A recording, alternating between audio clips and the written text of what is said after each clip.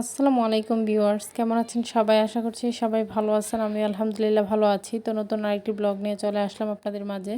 তো আগে তো যেই ডাক্তার দেখিয়েছিলাম এটা ছিল ওই ডাক্তারের প্রেসক্রিপশন। তো গতকাল যে ডাক্তার দেখিয়েছি আমরা, তো ওনার রিপোর্টে কি আসছে আর কি বললেন সব কিছুই আজকে আপনাদের মাঝে শেয়ার করব।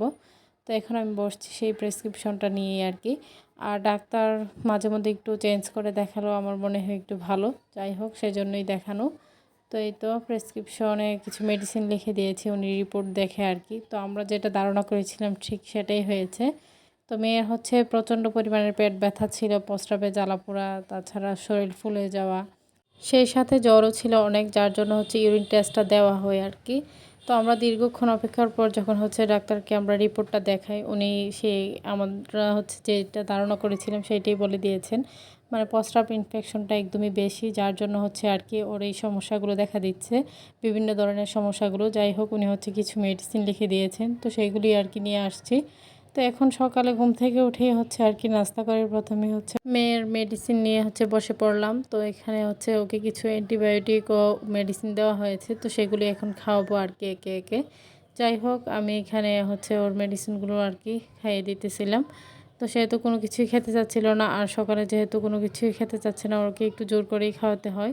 তো এদিকে আর কি, তো সকালে গিয়ে ওর জন্য ডাব নিয়ে আসছে বাবা, আর এখানে ডাব জাম্বুরা এগুলি আর কি নিয়ে আসছে। আর ইউরিন ইনফেকশনের জন্য কিন্তু ডাবটা খেতে পারলে খুবই ভালো। তো সেই জন্যই আর কি ডাবগুলো নিয়ে আসছে, কিন্তু ও তো কিছুই খেতে চাচ্ছে না। মানে যাই দেই না কেন তাই ওর মুখে একদম তিতা লাগে। জ্বরটা এতটাই বেশি, 103-এর মতো জ্বরটা থাকে, রাত হলে আরও বেশি থাকে আর কি। তো সারাদিন ওর সাথে শুয়ে থাকলে মনে হয় যেন ওর শরীরের সমস্ত তাপমাত্রা যেন আমার শরীরেই আর কি, এরকম একটা অবস্থা। যাই হোক, এখানে জাম্বুরাও ওকে ছিলে দেওয়া হয়েছিল। ও খাবে না, তো আমি একটু বলতেছিলাম যে খাও, আমার দেখা দেখি একটু মুখে দাও। না, ও কোনো রকমই খেতে চাচ্ছে না। যাই হোক, এই তো আমি খাইতেছিলাম, আর জাম্বুরাটা খেতে বেশ মিষ্টি ছিল। এমনিতে যে জাম্বুরাগুলো আনে এতটা মিষ্টি থাকে না, আজকে জাম্বুরাটা আসলে অনেক মিষ্টি ছিল। যাই হোক, খেতে ভালো লাগছিল। আর দুপুরের এই কড়ার রোদে যখন একটু জাম্বুরা বা টক জাতীয় কোনো ফল খাওয়া হয় তখন কিন্তু বেশ ভালো লাগে। তো আজকে জাম্বুরাটা তেমন টক ছিল না, খুবই মিষ্টি ছিল। তো এদিকে মা তার নাতিনের জন্য আর কি ডাবটা কেটে নিয়েছেন। তো আমি এটাকে একটা ছাঁকনি দিয়ে ছেঁকে আর কি মেয়েকে এখন দিয়ে আসবো। তো তার রিয়াকশনটা দেখবেন, মানে ও কোনোভাবেই তার মুখে আমি কোনো কিছু দিতে পারছি না, যার জন্য ওর শরীরটা আরও অসুস্থ হয়ে যাচ্ছে আর কি। যাই হোক, এখানে ও শুয়ে একটু আর কি ফোন দেখতেছিল। তো ওকে আমি এখন ডাবের পানিটা দিতেছিলাম, ও ডাবের পানিটা দেখেই কিন্তু দূরে সরে গিয়েছে। যাই হোক, একটু বুঝিয়ে আর কি এখন আমার খাওয়াতে হবে। তো এরপর মা দুপুরে এখানে কিছু রান্নাবান্না করেছেন। তো এই রান্না ছিল এখানে শুটকি ভুনা। তো শুটকি ভুনা খেতে তো বেশ ভালোই লাগে। যারা শুটকি পছন্দ করেন তাদের জন্য কিন্তু খুবই মানে পছন্দের একটা খাবার। যাই হোক, আমার বরাবরই পছন্দের। তো এখানে গরুর মাংস দিয়ে লাউ রান্না করেছেন আর কি, লাউ দিয়ে গরুর মাংসের তরকারি। তো এগুলো দিয়ে আজকের দুপুরের খাবারটা খাবো। তো এদিকে মেয়েকেও গরম পানি দিয়ে গোসল করে নিয়েছি, নিজেও ফ্রেশ হয়ে গিয়েছি গোসল দিয়ে। তো এখন চলে আসলাম দুপুরের খাবারটা খেতে। তো প্রথমে আমি শুটকি ভুনাটা দিয়ে নিয়ে নিয়েছি, আর একটু একটু লেবু হলে তো বেশ ভালো। যাই হোক, মজা করে খাচ্ছিলাম দুপুরের খাবারটা। তো আমি যখনই বয়স দিতে আসবো, চারপাশে কোথায় থেকে যে মুরগিগুলো চলে আসে।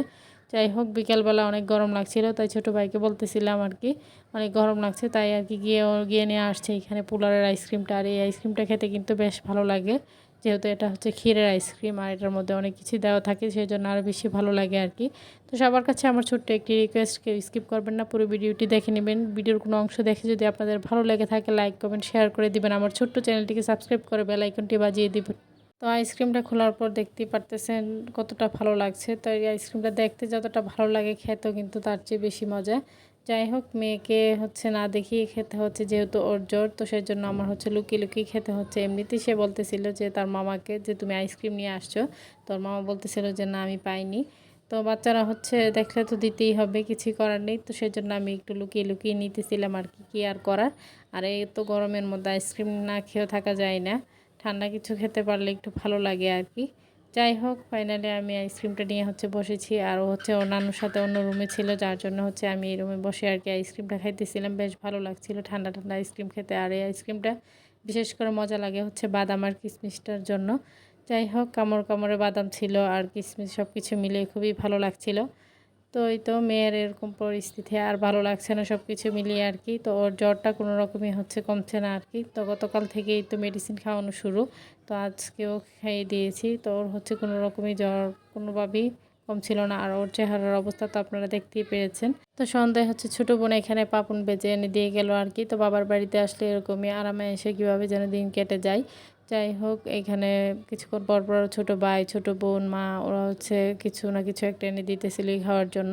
তো বাচ্চাদের শরীর অসুস্থ থাকলে মন মেজাজ এমনিতেও ভালো থাকে না। যাই হোক, আমি এখানে খাইতেছিলাম। আর সবার কাছে আমার একটাই অনুরোধ, সবাই আমার মেয়ের জন্য দোয়া করবেন যেন ওর শরীরটা তাড়াতাড়ি সুস্থ হয়ে যায়। তো আজকের ভিডিও এই পর্যন্তই। সবাই ভালো থাকবেন, সুস্থ থাকবেন, আমার পরিবারের জন্য দোয়া করবেন। আশ্বিন স্যারকে দেখে সবাই মাশাআল্লাহ বলে দেবেন। সামনে নতুন কোনো ভিডিও নিয়ে আবার চলে আসবো। আল্লাহ হাফেজ।